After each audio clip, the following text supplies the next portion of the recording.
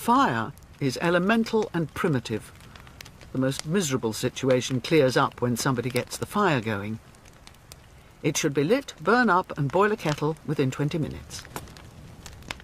Well, it's taken me a bit longer than 20 minutes, but I didn't write those words.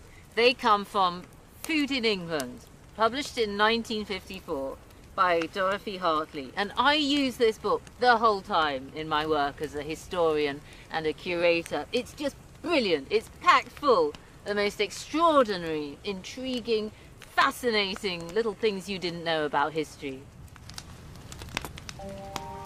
Food in England was the product of more than 30 years of research. Its 600 pages are fabulously well written. They describe how food and kitchen utensils and cooking techniques were central to the lives of every single person in Britain, rich and poor. And the book's also full of Dorothy's own lively illustrations.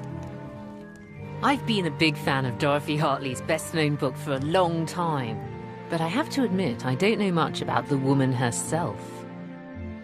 In this programme, I'm hoping to find out who this elusive and eccentric author really was, and what she achieved in her life. To do this, I'm going to meet some of her many and fervent admirers. Look at all the detail. It's just so remarkable. Don't tell anybody this, will you? I forged his signature and posted it off. Let's go! I'm going to recreate parts of the lost world she describes so well in Food in England. Oh, he's opened his little eyelid. I haven't finished. Come back. And I'm going to follow in her footsteps. From the Yorkshire Dales, all across the Midlands, to her final home on the borders of Wales. I can't promise you that I'm going to sleep in the hedgerows like she did, but I am determined to discover who she was, why she wrote this book, and to pinpoint just how big a contribution it makes to the history of what we eat.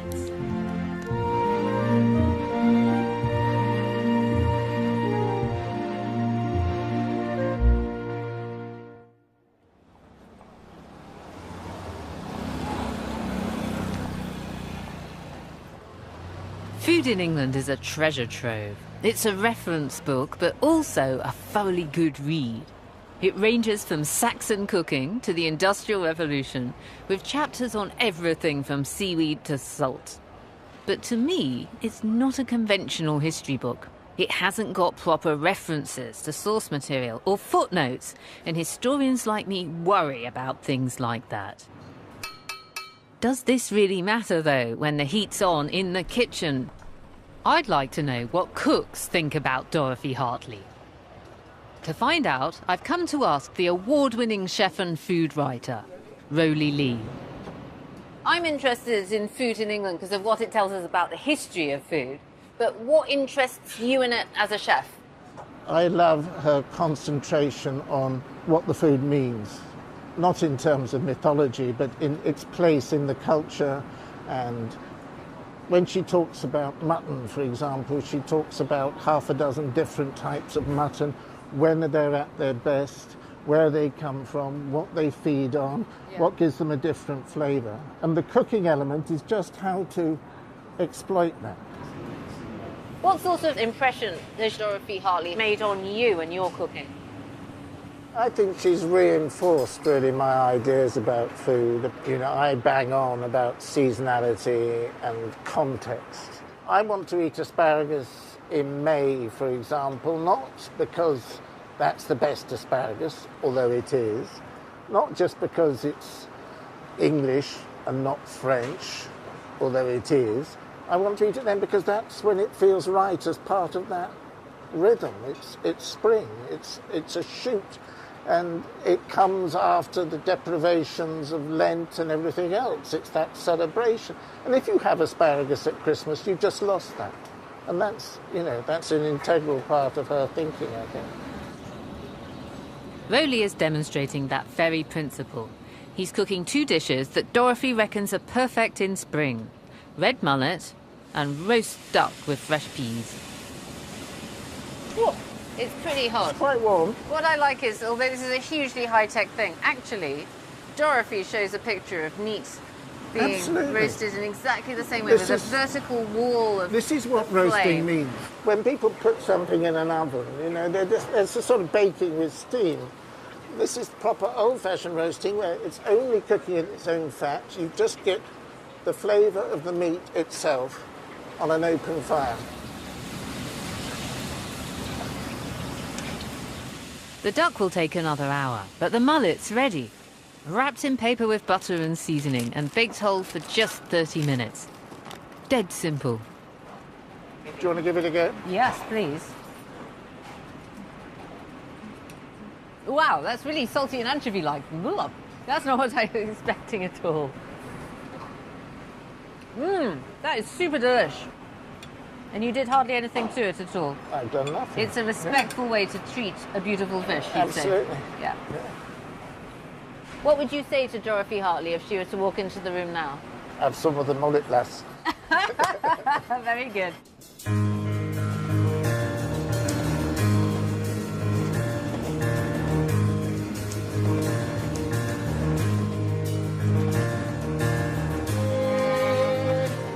Please consider this book as an old-fashioned kitchen.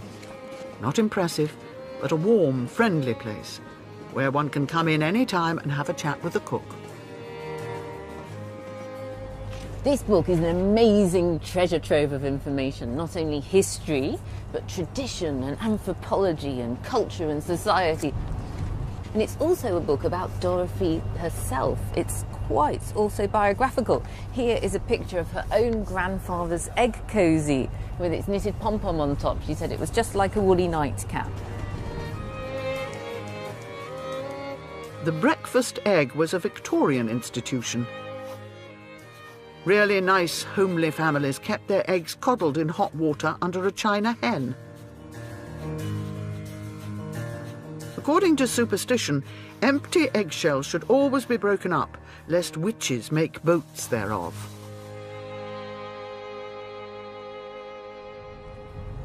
The first chapter is her memory of all the different kitchens that she's used throughout her lifetime. The earliest of them are in Yorkshire. She was born in Skipton, so that's where I'm off to now.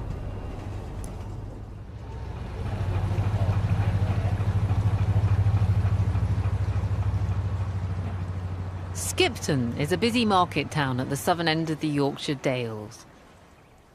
The Hartley family were based just up the hill from here.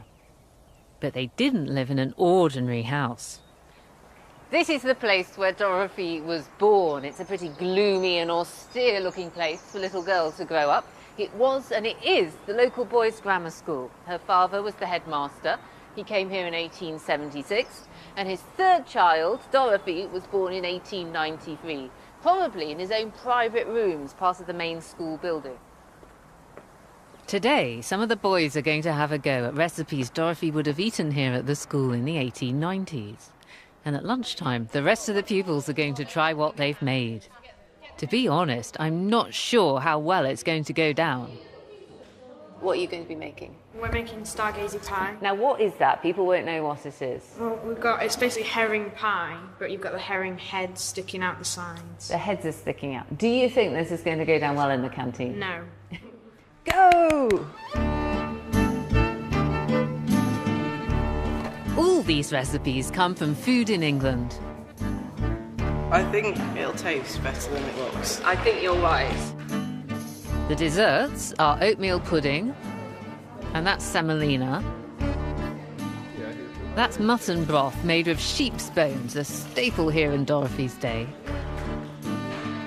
And this is the dough for Yorkshire tea cakes. And finally, stargazy pie. Why do you leave the heads on them? Because if we cut them off and cook them, we'll lose all the oil. Okay. Yeah. That's what it's going to look like.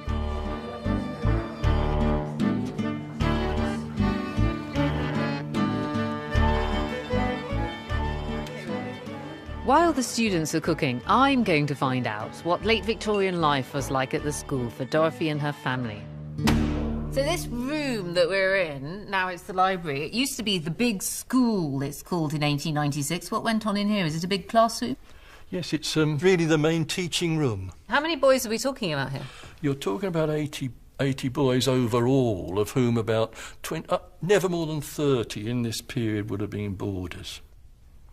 So here is Dr. Hartley, the headmaster, Mrs. Hartley, the Hartley kids, and that's little Dorothy there.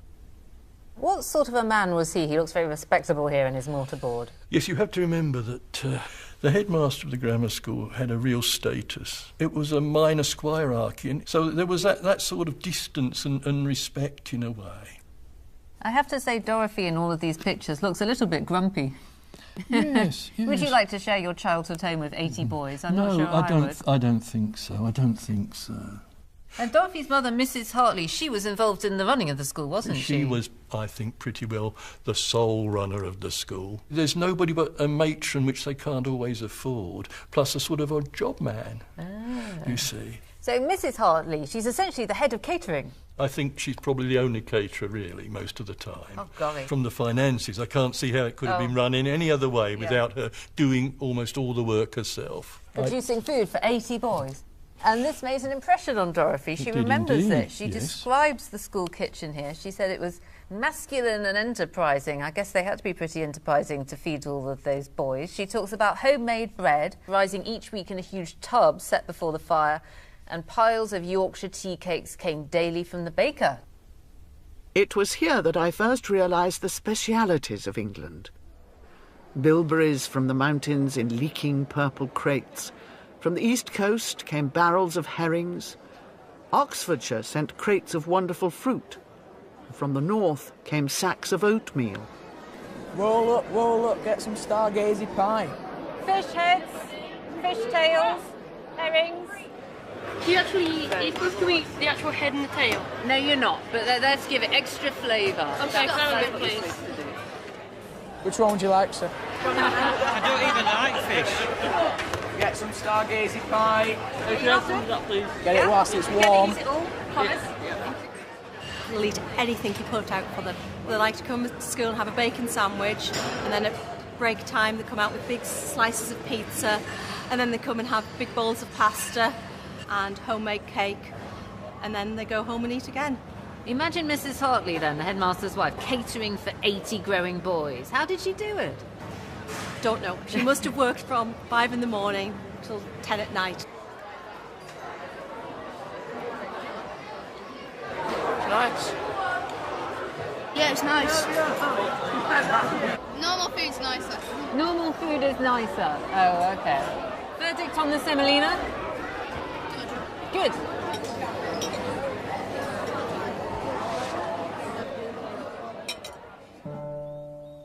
The Hartleys ate pretty well at the school. Not so people in the poorer farming communities nearby.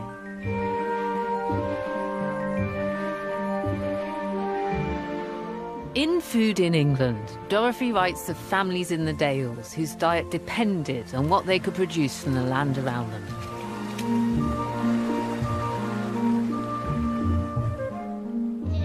If you came here 100 years ago, you would have seen a different sort of farming. It would have been more of a mixed farming. There would have been sheep, there would have been cattle, but there would have also been crops, particularly oats, and a variety of barley that does well at this altitude called big.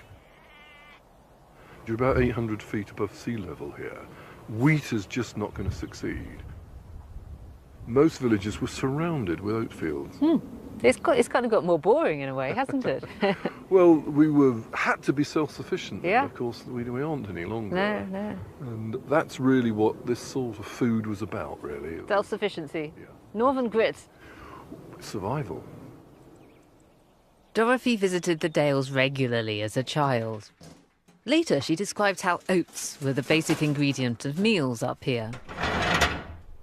Oatcake and porridge were the two staples of this region, and every farmhouse, every village, every area developed their own ways of making various oatcakes. They often went by their Norse name. They were sometimes called havakak or havacake. Does it not mean have a cake? Help yourself. Now, the word hafa or hava is a Norse word meaning oats. So haversack is a bag for putting your oats in. So it is. I've already made some batter. Batter. What's in the batter? It's a mixture of very, very fine sifted oatmeal, milk, water, a little bit of salt, and some yeast. Easy peasy then. Yeah. If you bring the bowl over and get as close as you can without burning yourself, okay, I'm going to ladle that onto the girdle, like that, and then I get the scraper and I go like that with it. There you go. We just let that cook. This is really food that has absolutely vanished and disappeared. You dip it in your soup for your evening meal. You'd wrap up cheese in it. It's very nice. It's really, really good stuff. Well worth reviving, I think. Don't burn yourself. Thank you. Yeah, that's it. Yeah, just use your fingers. That's it. Perfect. Okay, shall I hang that up for you? I can do it. Brilliant. What do you actually think of Dorothy Hartley? Where does she fit into the history of food for you? Dorothy is part of a group of people who started to actively try to investigate disappearing customs. People like Cecil Sharp, who was collecting folk songs and folk dances in the early 20th century. There was also a contemporary of Dorothy Hartley called Florence White, who was a founding member of the English Folk Cookery Association. And I think all of them realised they were living at a time when rural customs were vanishing rapidly. And I think the whole point of their activities was to try and record these things before they entirely disappeared. That's what's really valuable, her work as an oral historian. Yeah, that's the richest part of the book, is where she actually talks to a ploughman or a shepherd. It's when you hear the voice of the lady who's describing how she scrapes the bristles off her pig after she's killed it with a candlestick, you know. It's that kind of thing that's so marvellous about it. That is the best bit of the book. That's the world we have lost. Yeah. In old-fashioned country houses, no housemaid's box was complete without a couple of goose pinions. Those strong, firm plumes which were so excellent for dusting ledges. A stiff-trimmed goose pinion is also kept by the lady's maid for taking the dust from velvet.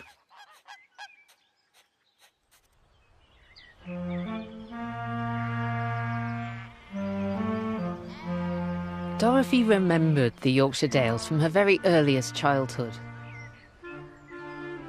But at the start of the 20th century, she and her family moved down to the warmer landscape of the Midlands. By 1904, Edward Hartley was losing his eyesight. He had to give up his job as headmaster of the boys' school in Skipton. Instead, he became a rector in Rempston in Nottinghamshire, quite a small parish, and the family moved south. They ended up living here in this Elizabethan, rambling, impressive house. And this is only the back. A lovely old house with every medieval inconvenience. The nearest shop was 5 miles away and we had no car. A butcher called once a week, a grocer once a fortnight.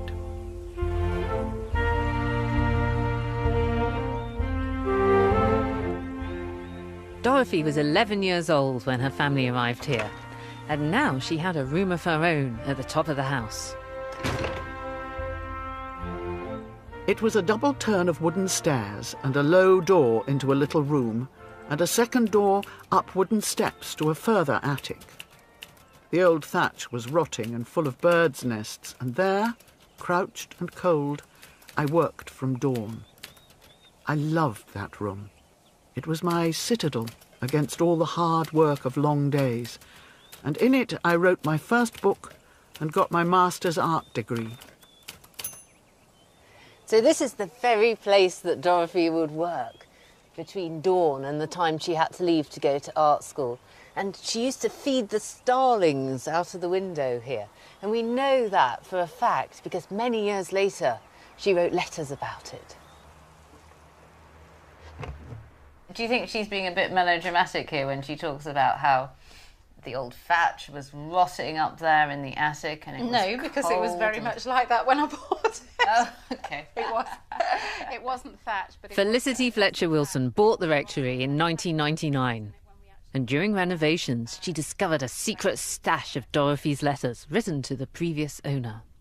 What's great about these letters is that they're very personal. They're her reminiscences about her life here. Yeah, I think that's what's really nice about them, because you read in the book about the house and it doesn't actually mention the name or anything, but you can put the letters to the book and you come out with a completely different story and something that's very, very personal, actually. I like the description of how she prepares her workroom. She's scrubbed the oak beams in the wall with hot vinegar. It's not what you'd expect a teenager to be doing, is it? Scrubbing old beams with hot vinegar. No, not at all. Dorothy quickly became a professional artist, didn't she? Well, I think at this time she was already doing artwork. I found some illustrations of Dorothy's in a book by Geoffrey Henslow. And there are some 90-odd illustrations in here, which goes to show what a busy girl she was. They seem to just set up all the things that she's going to be interested in. There's a real attention to historical costume, and also there's a lot of landscapes and countryside. There are countryside. These are just the things that captured her imagination. Now, this letter's really interesting because it's about food. We've got a sort of edible history of Edwardian Rempston village here, haven't we? I really like the fact that in the cottages, she says people don't have scales and they can't write. No. So when she says how much of that, they say about as much as Jim could eat at a meal. That much. Yeah.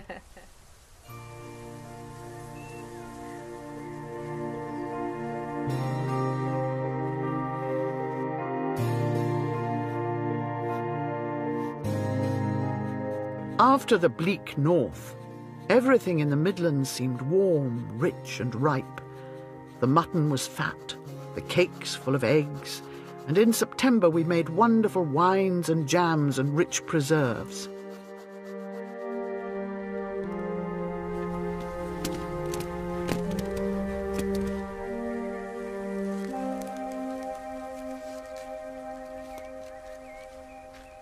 By comparison with life in Yorkshire, this village must have seemed like a living larder, really. There's just so much food here, and so much of it. Just behind there were the pigsties. That's where Dorothy's pigs lived, and they must have eaten these pears off this tree above me.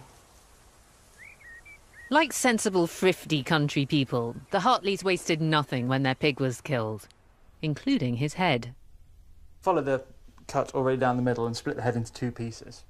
I'm helping pig keeper Tom Beebe to make a kind of pâté called brawn in Dorothy's kitchen and using her own recipe. That might be better. Ooh!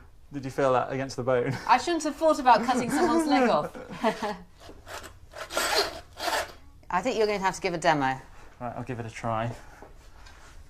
Going a little bit off course. Yeah, it's not going down the middle, is it? It should be okay, though. It's all going to end up in the same place. That's it. Yay! Well done. Look at that. I think we've got... Ooh, look at his teeth. Look at his brain. This bowl here, we're going to put all the nasty bits in, like tongue, brain, eyeballs, things like that.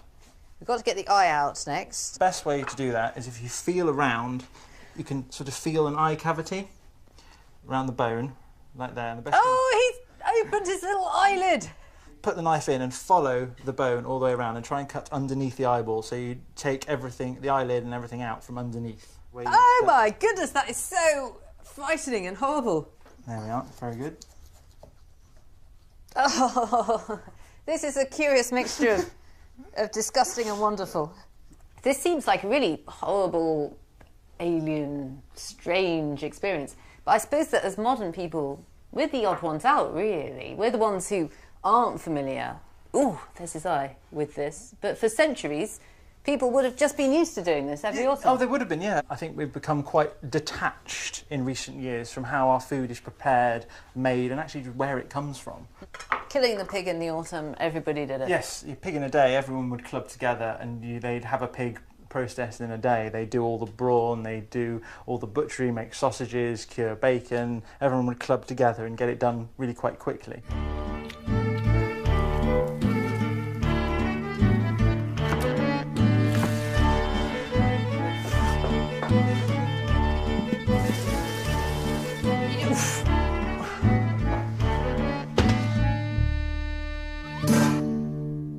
So we boiled it for a couple of hours and then we let it cool down. And now we're picking off all the meaty bits. I am a natural scavenger. There's something brilliant about finding something that others have overlooked. Yeah. And then we're going to pour in that leftover stock, and then as it cools, it will form a solid jelly. And we'll be able to make it into slices. Yes. Then eat it with mustard. Very important. Must be with mustard. That's what Dorothy says. So I'm pouring in the stock. How long do we have to leave it? I'd want to leave it in a cool place overnight for it to set firmly, and then it'd be something nice to have for lunch tomorrow.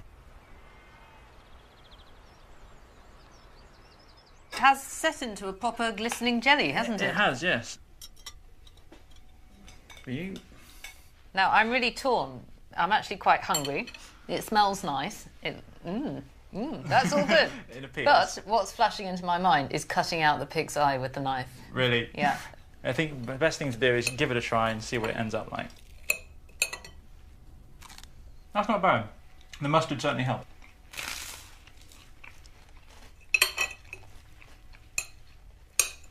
I quite like that.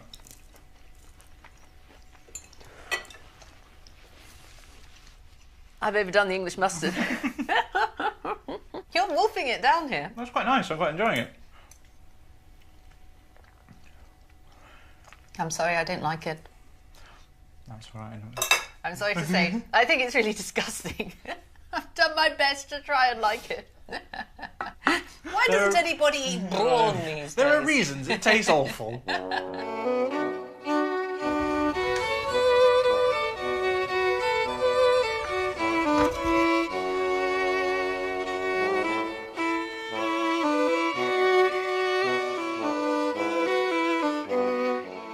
Dorothy left the rectory in the early 1920s and moved to London.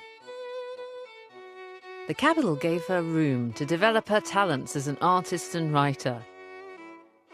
She gave art lessons at Regent Street Polytechnic, but spent her spare time in the British Museum. She was exploring the whole world of medieval England. I've come to meet the food writer and journalist Adrian Bailey, who met Dorothy in the late 1960s. I'm hoping he can shed some light on her fascination with medieval history. Dorothy's father was a Chaucerian, and that was very likely where Dorothy's interest in the medieval world and the 14th century came from. What was she really like? She was very hospitable, quite funny, very elegant, in fact. She used to write to me and she would sign it, "Yours truly, D. Hartley, Miss," in brackets, just to establish the fact that here was a spinster you don't mess around with. She was extraordinary. But some of these papers are old love letters. They contain clues about one quite serious relationship with a man called Mickey. He, though, was a heavy-drinking, elusive loner who worked as a ranger in Africa. Marriage was never on the cards and he died young. He says, "I will never settle now, and the next time I go home back to England I shall wander all over the British Isles with a toothbrush." Yeah, which is what she would do. Which is what she would do, so they're two of a type, really. Yeah, absolutely, yes. I think that deep down in her heart she didn't really want to be married. She didn't have time for a domestic life. She fought off proposals. There was one, Mr. Barham. He proposed to her by letter, and she replied with a long discourse on Viking burial customs and said, "That'll see him off." She put him off with the Viking burial customs. Yes. That's one way of doing it. That was typical of her. I rang her one day and she picked up the phone and, without asking who it was, said, "Can't talk to you now, I'm in the 14th century," and put the phone down. Could have been anybody. But that was her. She was like that. Somebody that had a great love for what she did, and she wanted to convey that to her readers, and greatly succeeded, because here we have Food in England. What's your opinion of the importance of this book? It is the product of a lifetime's experience. It is a history book. It isn't a cookery book. And she goes back in history to the Victorian period, and then back through to the ending up at in the Tudor world, which she loved.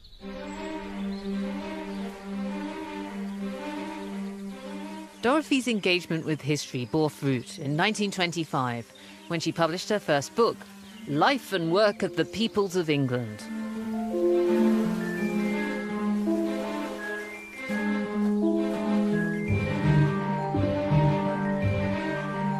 While researching it, she came across a writer who was to have a profound influence on her life.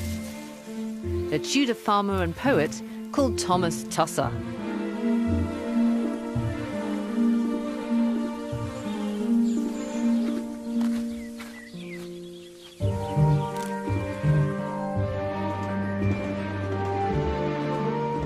Thomas Tusser keeps cropping up in Food in England. Dorothy was clearly very interested in him.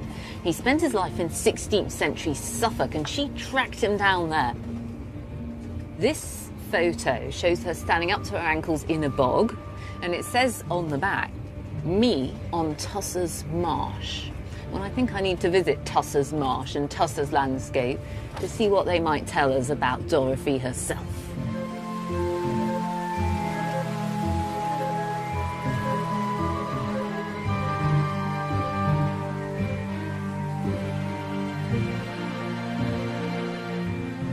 This is the spot, in what's known today as Constable Country, where Thomas Tusser's house once stood.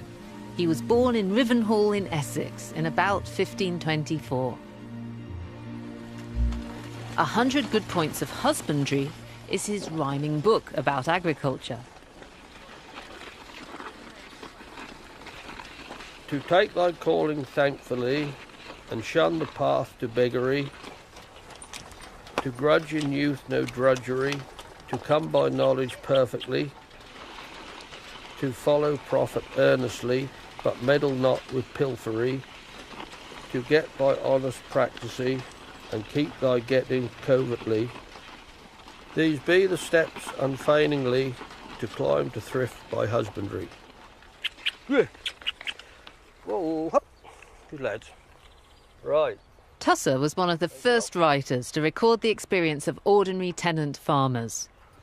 You're going to go each side of the sticks? Yeah, those should straddle. Like, get up the steps. A Suffolk farmer called Roger Clark works land very near to Tusser's farm, and does it in a way that Tusser would have recognised 5 centuries ago.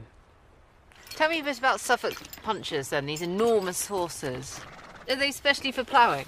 Yeah, because if you look at the legs and you compare them with the Shire horse, which has a mass of feather, you'll see how clean they've kept, and that's why we call them clean-legged.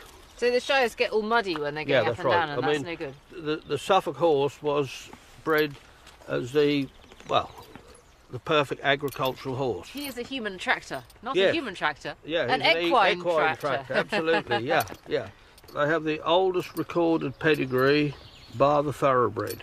Going back to 1750. Wow. I've always tried to keep Suffolk horses because they are an endangered species. In fact, there's more giant pandas about than there are Suffolk horses. Really? Yeah. But not only, I think it's important to maintain the horse as a breed, but to maintain the skills that went with it. I can see that this is an important. art. Yes, yeah, and it would be tragic if all these things, like ploughing, like harness making, and all things like that, were finished. Thomas Tusser was ploughing with oxen. How do you think that would have worked?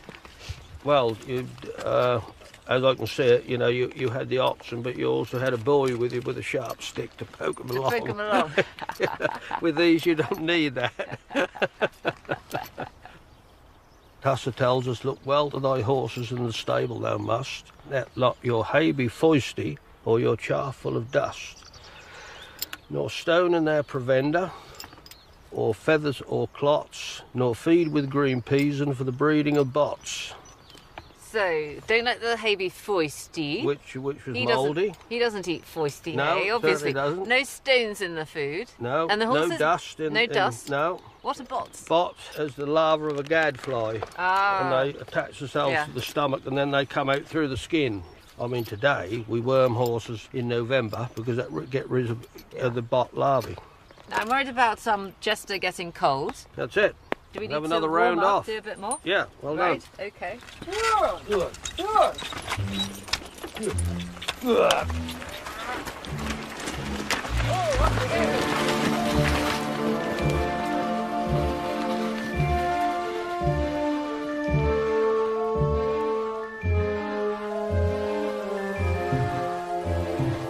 Having visited Thomas Tusser's home and learnt a bit more about him, I can see why Dorothy was so attracted to him. He was like the Tudor version of her. In 1931, Dorothy published her edition of Thomas Tusser's poem. It's called Thomas Tusser and His Farming in East Anglia.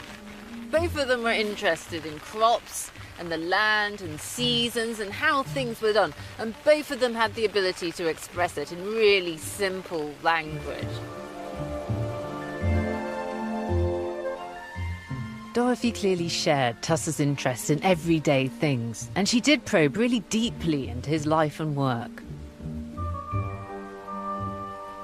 I'm beginning to realise her research into Tusser's world shows that despite my earlier misgivings, she really was becoming a serious historian.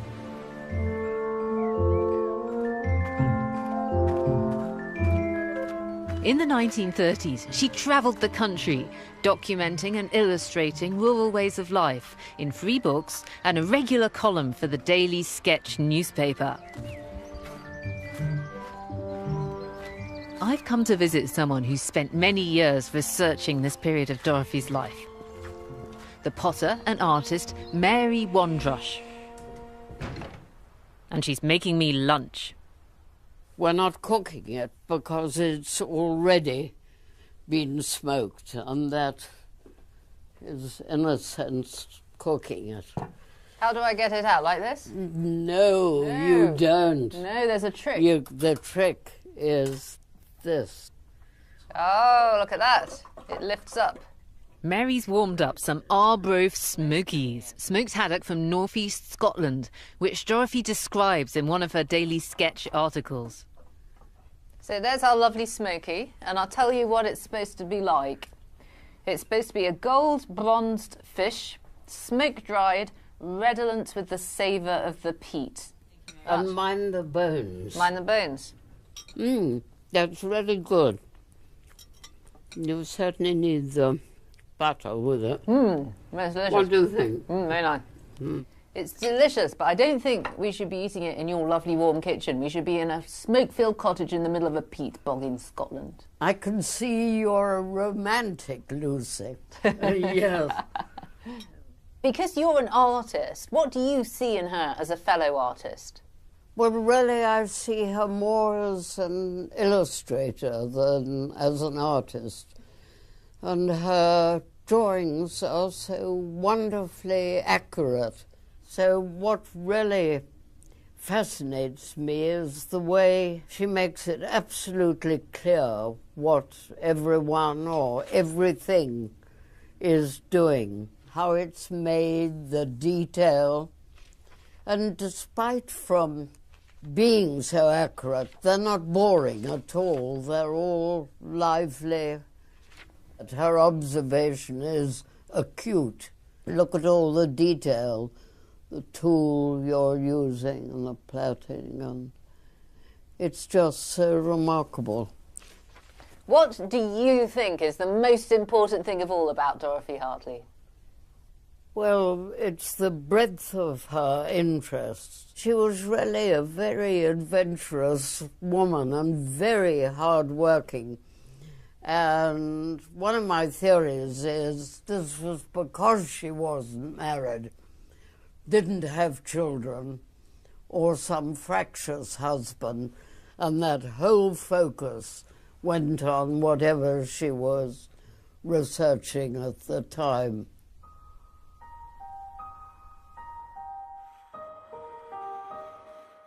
By the time coal cooking came into fairly general usage, the fireplace had moved from the middle of the room to the side wall.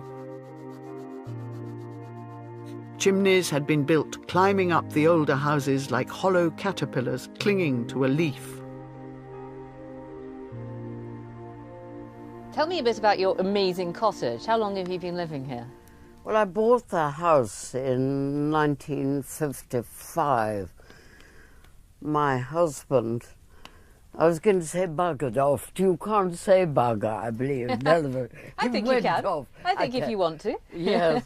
And so I was left with 2 children. My 3rd child was born here. But I'd never lived in the country, so I had to learn about how to do it. And it was reading Hartley that I began to get some idea about cooking on the fire and so on. So the chapter in here about fuels and fireplaces, for you that was like an instruction manual to your cottage? Absolutely, it really was, yes. I was fascinated to see all her wonderful illustrations of the different ways of cooking on the fire.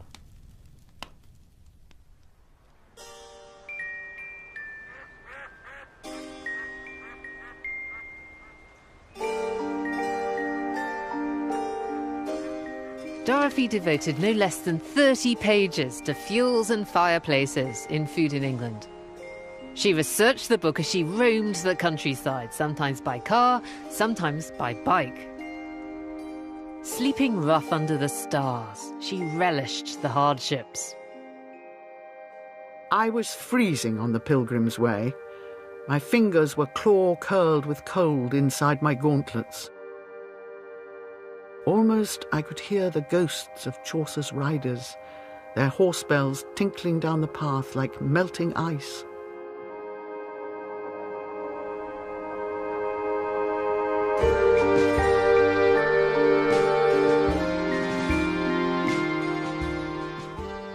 Throughout her travels, Dorothy made connections between the past and the present. When she saw canal workers or bargees cooking a one-pot meal on their barges, she recognised how closely it was related to the medieval cauldron. And sure enough, there it is in the chapter on fuels and fireplaces. The food writer Rose Prince is going to cook the bargeman's dinner just as Dorothy described. It's ancient, this dish is. I love the cross-section in her drawing where you see all of the vegetables with the meat on top all layered up, and look above and you see the cauldron and there's pieces of meat and fat wrapped in cloth. So much of what she saw had to be taken from history books. This was the real thing. Right, turnips first? Turnips at the base for sweetness, fresh belly of pork, a little bit of smoked salt pork to add flavour. On top of that, carrots and parsnips. Now, she says water. Just gain a little bit of extra flavour if you have some nice gelatinous broth like this. On top of that, a huff paste, which was a suet crust, essentially. Acts as an insulating layer. On top of that, some sliced potatoes, more huff paste. OK. On top of that, some apples. If you're going to have a pudding. Yeah. That will fuel the bargee. It's such a simple but powerful idea, isn't it? Once you've made that preparation, it cooks itself.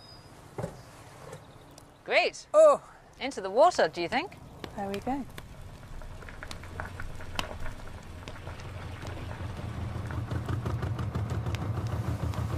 The brilliant idea here is that the one pot will cook the main meal and the pudding and anything else you want slowly in the boiling water.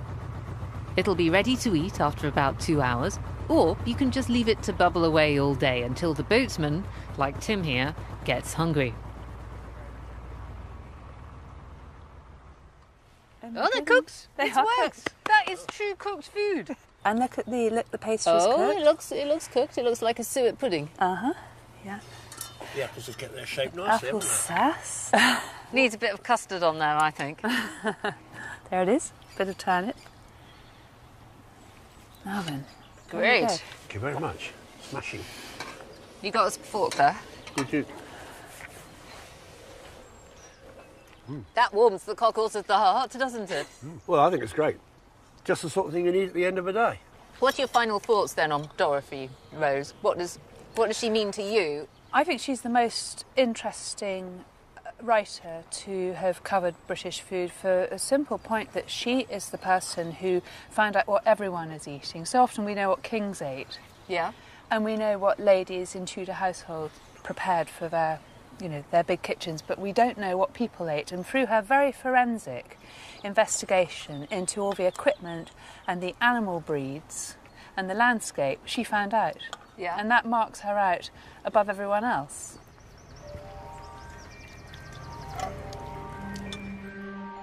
I agree with Rose. It's Dorothy's interest in ordinary people that's really extraordinary.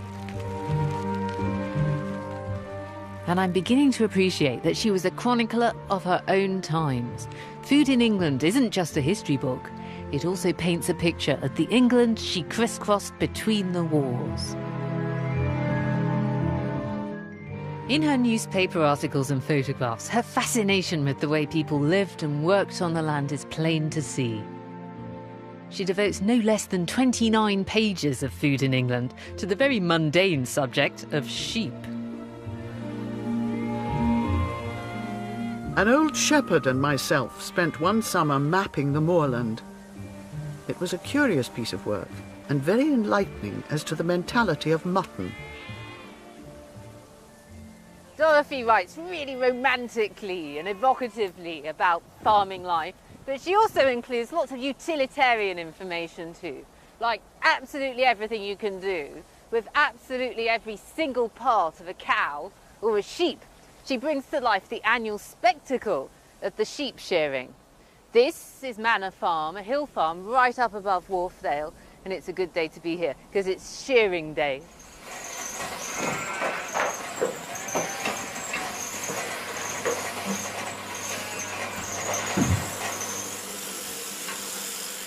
Chris Akerig's family came here as tenant farmers in the Yorkshire Dales just after the Second World War. These days, Chris runs the business with his 3 sons.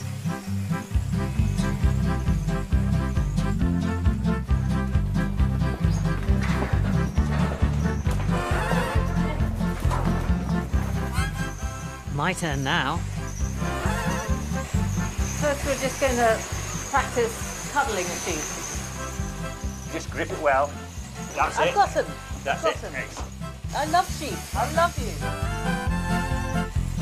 No, don't pull the wool. You always pull the thing back. That's right. I'm so worried about hurting them. No, you're not hurting there.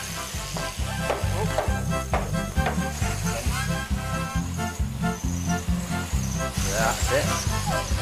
Put that down. There you go, you're done. You're done. Oh, No, dear. Oh, Well, that'll drop off. That's not brilliant, is it? No, but it's not too bad, I haven't finished. Come back. We don't need a dog, we have Lucy. It's pretty good. Oh, it's dreadful compared with the others. Distinctive anyway, isn't it? Yeah. So what was it like in Dorothy Hartley's childhood then, the sort of late Victorian times? What was the sheep shearing like? Well, traditionally people would help each other do it.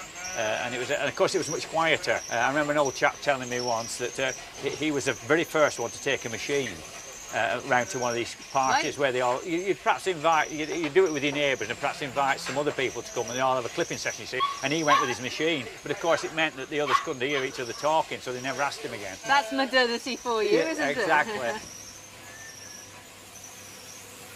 Farming in the Dales has changed beyond all recognition since Dorothy Hartley's day. Over the years, Chris has had to take on more and more land to make a decent living. He now farms around 2,000 acres. It's not just us that's done this, you know, lots of farms in the Dale have all expanded and taken over another farm, and it's a shame because it's depopulated the Dale, yeah. You know, on the social side especially. There aren't as many jobs though, are there, for human beings? I mean, my grandfather milked 10 cows, kept poultry, a few turkeys at Christmas, 20 pigs and a few sheep, and employed a man and a boy and made a good living. Yeah. But I mean that would be a sort of part-time job today. Right, yeah. So that's the difference. You just need so much to make a living nowadays.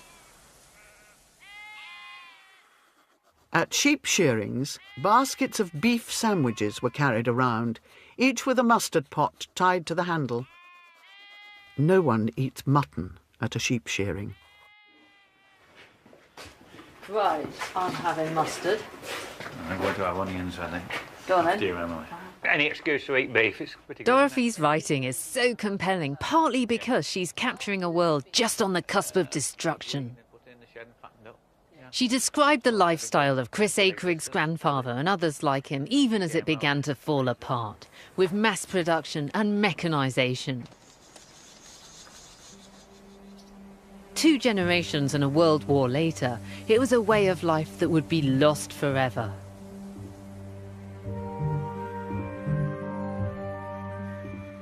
Bracken used to be cut for bedding for farm animals, for covering in root crops, and for weaving into shelters and hurdles. Quantities were used by the slate and heavy earthenware industries to pack their ware for road transport. Now it is not cut, and has become a desperate weed instead of a useful growth.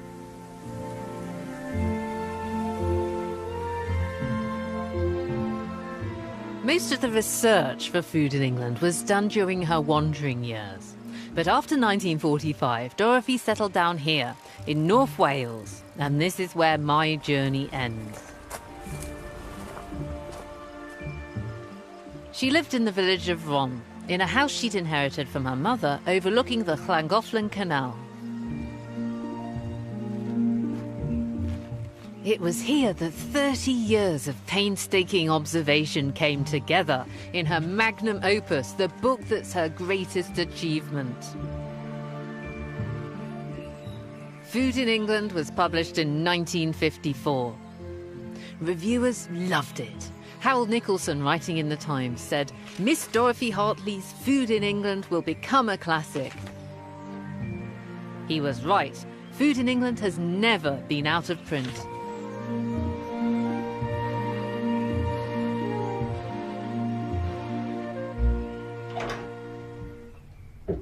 By the time it was published, she was well into her 60s. I've come to her house to meet 4 people who remember Dorothy from these last years of her life, including Malcolm Wiles, whose father Teddy helped her to move in. Wiles she used to call my dad, didn't she? I want you to go to so-and-so. You know, not can you? I want you to go. Malcolm's wife Rosemary still has the letter that Dorothy sent with instructions about moving. This was just like Dorothy. Instead of listing her furniture, she draws it. First of all, in her mind, was her work desk. This was where her writing was done, and she had put that first. This is the most important item of all of her possessions. Yes. The desk where she does the writing. Yes, that's right. And herself last, with the cat. Sewing machine, cycle, cat, there he is. Yes, Mark. Mark the cat. And here's Dorothy herself. She's carrying a packet of sandwiches, a trifle cutter, and it also says that she's carrying a small garden spade. Yes. Would you describe her as easy to get to know? Well, I found her easy to get to know. She didn't phone, she arrived by the door, didn't she? The Welsh are, well, come day, go day, that's the slang word, isn't it? You know, anything'll do, tomorrow'll do, there's no rush, but that wasn't Miss Hartley, it's now, isn't it? That was Miss Hartley, now. Was she generous? Well, money-wise, no, because she hadn't got any. But as I say, she'd do anything for you. Yeah. She'd never see anybody in trouble, would she, Val? No. Never see anybody in trouble.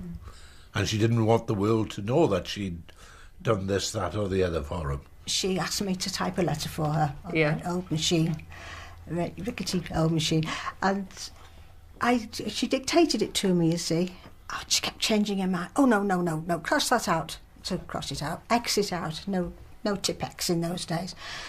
And ended up with a whole paragraph X'd out. I said, I'll type it nicely for you. No, she signed it. Date about, just post it on your way home. So I'm afraid I stole a piece of paper from her study on the way home, and I typed it on my machine. Oh, you typed it properly? And don't tell anybody this, will you? I forged her signature and posted it off.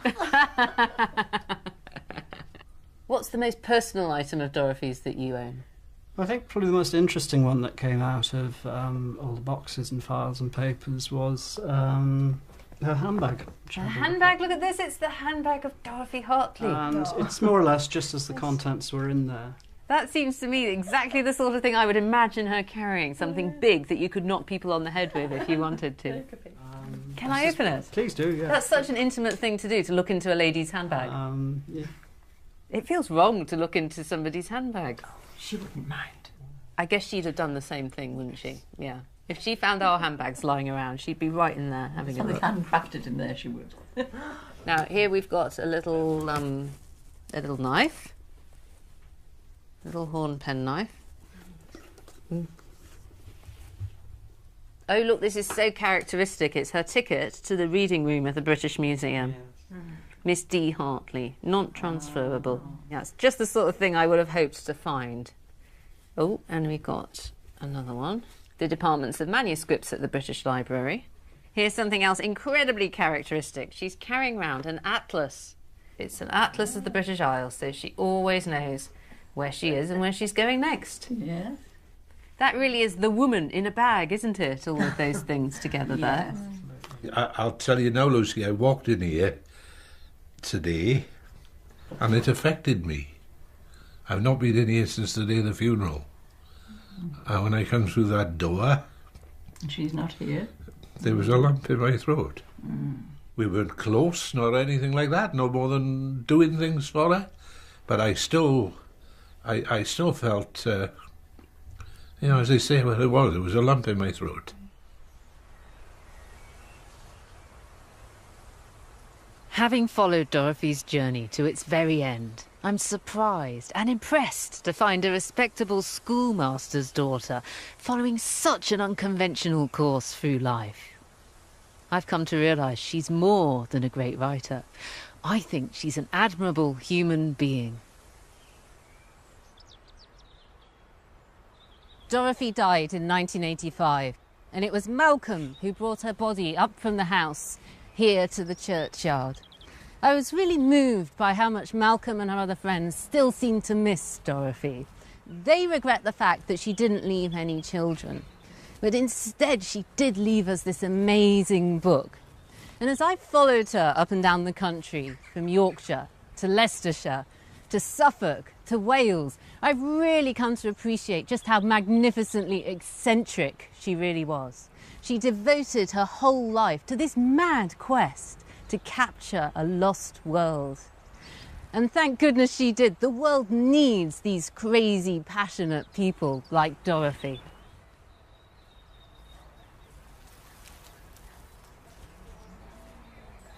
There's just one more piece to put into the picture. A home movie showing Dorothy doing what she loved to do, working in the garden and digging up potatoes for dinner.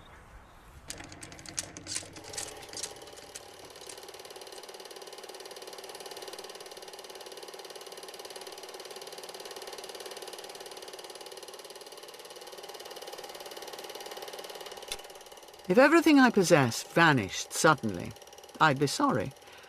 But I value things unpossessed. The wind and trees and sky and kind thoughts much more.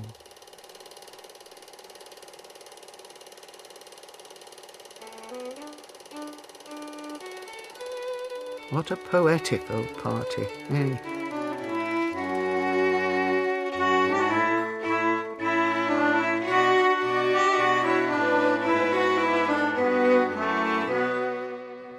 And our glorious food season continues as Clarissa Dixon Wright tucks into 3 square meals in a brand new series, getting to grips with the full English in Breakfast, tomorrow at 9. Next, though, we have it cold, toasted, wrapped around meat and covered in fat. Time shift charts our loafer fare with bread.